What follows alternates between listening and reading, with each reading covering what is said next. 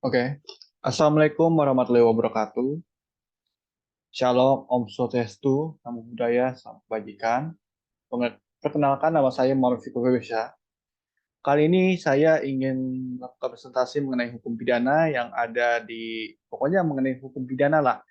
Dari segi, pokoknya banyak sih, dari tujuan, terus dari asas legalitasnya, terus ke apa namanya, teorinya, habis itu ke delik ini ya, delik apa namanya, delik culpa. Jadi hukum pidana itu mempunyai dua arti. Nah, hukum pidana itu ada dua, yakni pertama tuh luas, yang kedua tuh yang sempit. Kalau misalkan kalau yang luas, dia itu fokusnya tuh tidak hanya ke norma dong. Dia fokusnya nggak ke norma saja. Dia juga mempertimbangkan penyebab terjadinya pelanggaran, terus langkah-langkah mencegah pelanggaran di masa depan nanti, atau dan perumusan hukum pidana yang diharapkan untuk diterapkannya gitu. Jadi apa ya, misalkan kayak pengen bikin U-nya lah. Jadi itu pendekatannya itu tidak hanya fokus ke norma aja, jadi ya ke ke kemana aja lah, bebas lah. Terus juga langkah-langkah untuk mencegah lah di di masa depan nanti. Terus apa yang arti sempitnya itu ya cabang ilmu hukum yang memfokuskan pada studi dan penjelasan mengenai sistem hukum pidana yang dilakukan di suatu negara disebut ius constitutum atau hukum yang berlaku saat ini. Jadi sistem hukum ius constitutum itu udah di mana-mana. Constitutum lah, sorry. Ius constitutum. Nah, itu. Nah, habis itu sumber dan dasar hukum pidananya, sumber dasarnya lah. Nah, dia itu sekumpulan peraturan atau prinsip yang mengatur tindakan pidana. Prosesnya itu ya prosesnya itu ya sanksi, terus hukuman yang berlaku dalam suatu negara. Terus sumber-sumbernya itu ya meliputi konstitusi, peraturan, terus undang-undangan, putusan pengadilan, terus doktrin, hukum dan asas hukum yang berlaku di warga masyarakat dan warga negara lah, di suatu negara itu, atau di sumber negara. Nah, terus pidana umum dan khusus tuh dia tuh beda. Jadi pidana itu nggak cuma satu, cuman dia ada dua. Nah, pertama itu adalah pidana umum yang berisikan KUHP. Nah, KUHP itu yang berisikan pidana-pidana umum yang mengenai kemasyarakatan, mengenai ke apa, keasusilaan dan pokoknya mengenai di lingkup masyarakat gitu. Pembunuhan juga termasuk kok. Nah, kalau pidana khusus itu di luar KUHP, itu kayak dia mempunyai aturan atau undang-undang yang istimewa lah istilahnya. Jadi eh like itu seperti like itu dia tuh kayak ini, kayak apa? Kayak peraturan atau undang-undangan terorisme pada abis bom Bali itu. Jadi dibuatlah itu peraturan bom Bali, sorry, peraturan terorisme. Disitulah dibuatnya peraturan khusus lah. Nah, terus tujuan pidana itu ya ini, memberikan perlindungan bagi masyarakat dari tindakan kejahatan dan ya ngemastiin lah keamanan dan keamanan sosialnya di mana-mana dan ketertibannya lah. Terus selain itu ya tujuan pidana itu meliputi aspek-aspek ya memastikan keadilan bagi korbannya, terus menjamin HAM, terus mencegah kejahatan ya, terus memberikan efek jerah pada pelaku atau dan menjaga kestabilan serta integritas dari sistem hukum pidana itu sendiri. Jadi ya pokoknya yang pertama itu yang poinnya itu melindungi masyarakat dari tindakan kejahatan. Terus yang kedua itulah memastikan keadilan bagi korbannya, terus menjamin HAM-nya dari korban itu atau pelaku bisa. Nah, terus bergilirnya waktu. Jadi, pidana itu punya aliran. Jadi dari aliran klasik ke modern ya. Jadi aliran klasik itu yang, eee, paling tua lah misalnya. Nah, terus, klasik itu ya itu, memberikan perlindungan kepada kelompok masyarakat dari perilaku yang tidak adil atas undang-undang atau, kelompok masyarakat. Kalau sekarang modern sistemnya, yaitu ya memberikan perlindungan kepada masyarakat dari tindakan kejahatan. Jadi dia tuh, negara tuh wajib memberikan perlindungan kepada masyarakat, wajib gitu. Karena pidana harus disertai oleh negara. Sorry, negara harus disertai oleh pidana. Nah, terus asas legalitas itu, ada satu tokoh yang bernama von Furbucks. Dia tuh mempunyai asas legalitas tuh kayaknya 3 poin salah ya. Yakni ya nulla poena sine lege ya, yang memiliki arti ya nggak ada hukuman, tidak ada hukuman yang dapat diberikan jika tidak ada ketentuan undang-undang yang melarang perbuatan tersebut. Jadi apa ya seperti itulah. Pokoknya habis itu nulla poena sine crimen yang artinya tidak ada hukuman yang dapat diberikan jika tidak ada perbuatan pidana yang dilakukan. Jadi dia seperti ini saya melakukan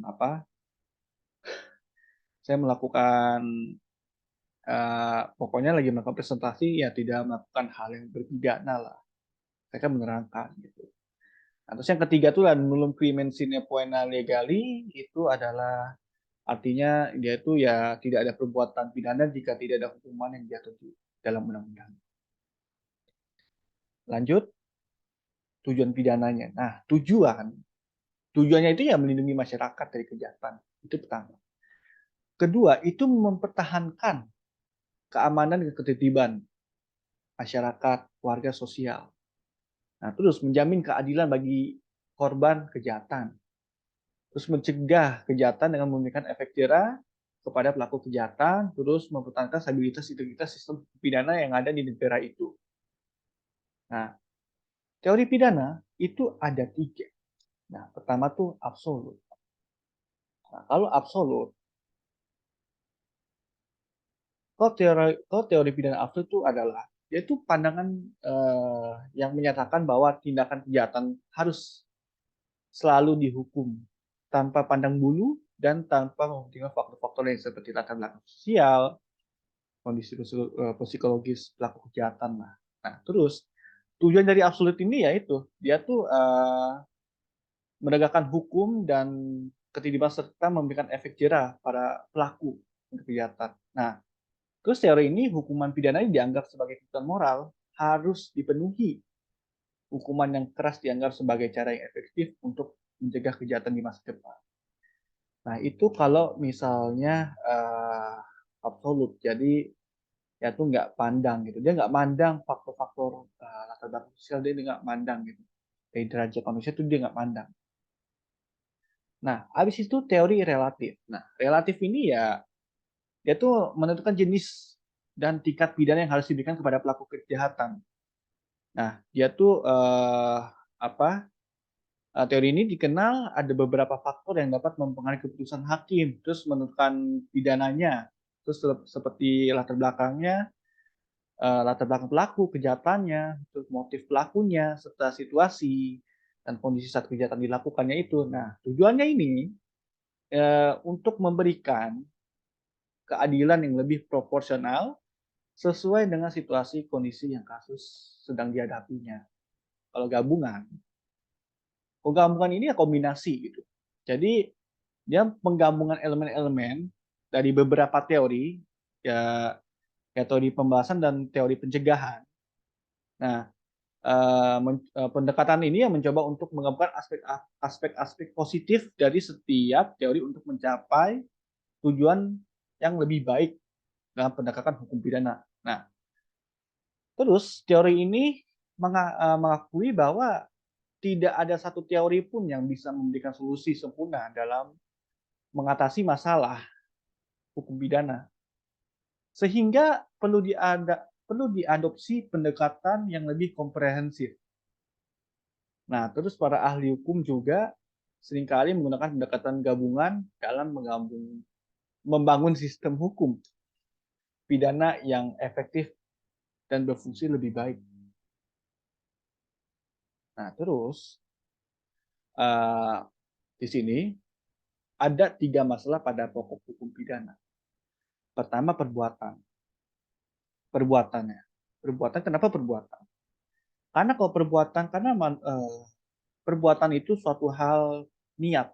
Jadi perbuatan itu eh, suatu yang benar-benar yang kita lakukan.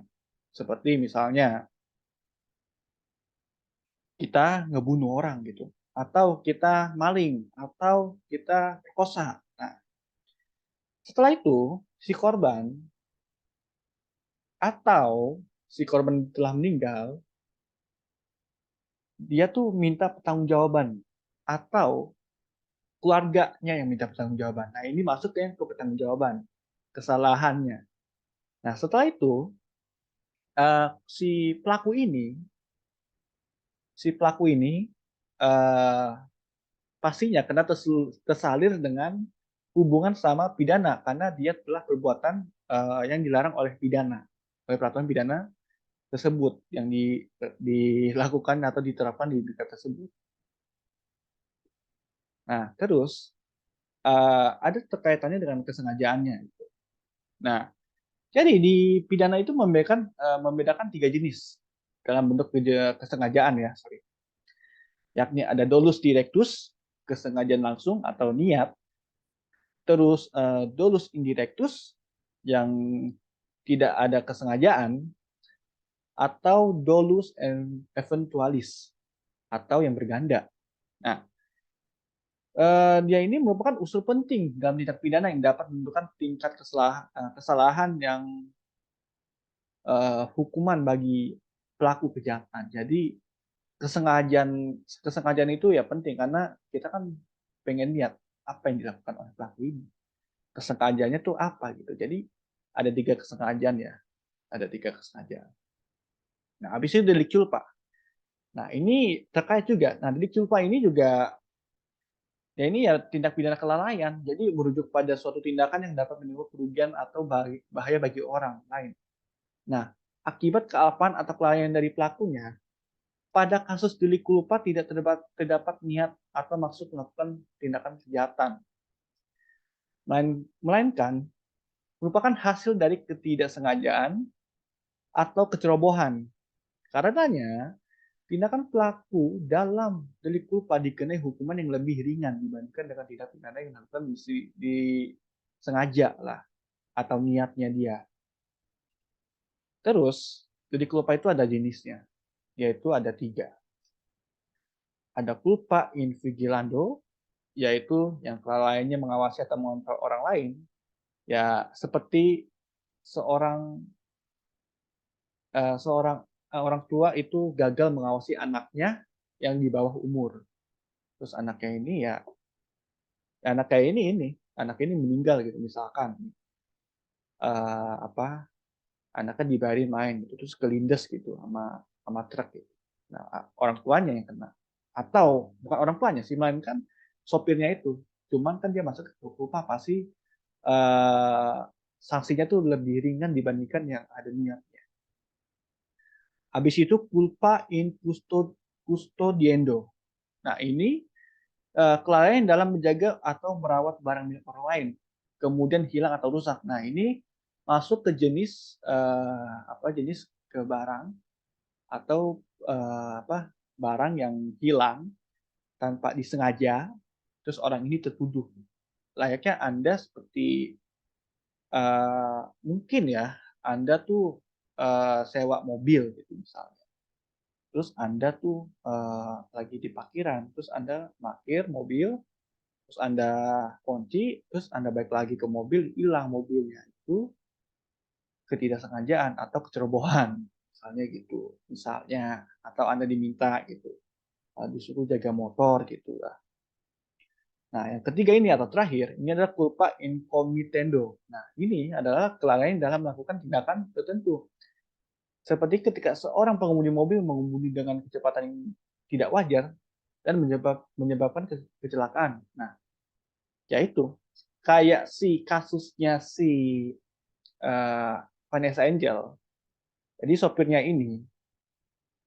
ini apa, ngebut atau lagi speeding di tol, dia tuh tiba-tiba crash di tol itu dan mengakibatkan 2 orang meninggal dan si sang supirnya ini selamat dan sang supir ini kena lah pidana.